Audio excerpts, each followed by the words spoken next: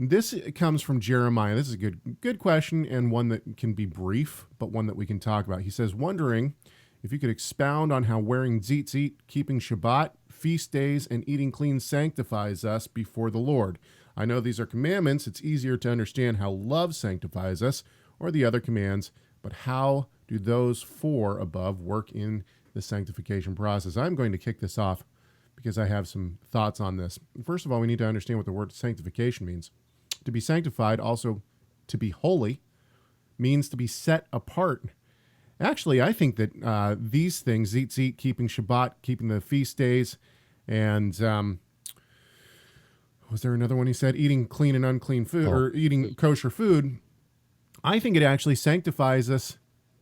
Well, first of all, it is love, right? That is love.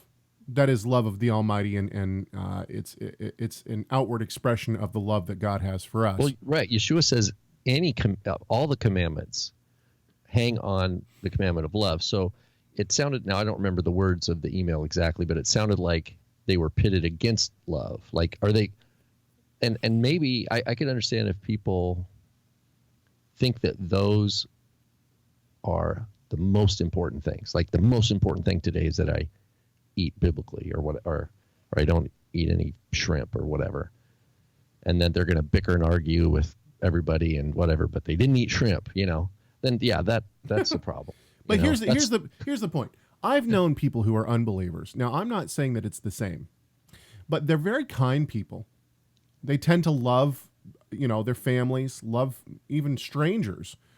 And so, and they're not believers.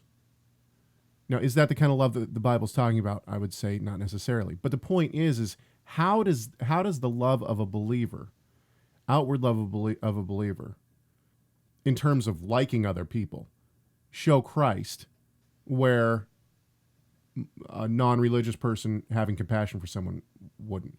The point is that to be set apart, look, when you're standing in a crowd of people and you're the only one wearing tzitzit, something looks different.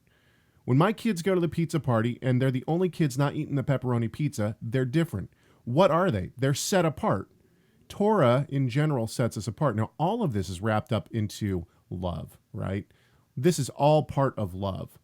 And the way that we act towards other people, whether they're believers or non-believers, should be an outward expression of the Holy Spirit within us. And we're learning what God's love is in our obedience. We're not defining what love is and then trying to live by it. We're in obedience, learning what it means to love God and to love one another.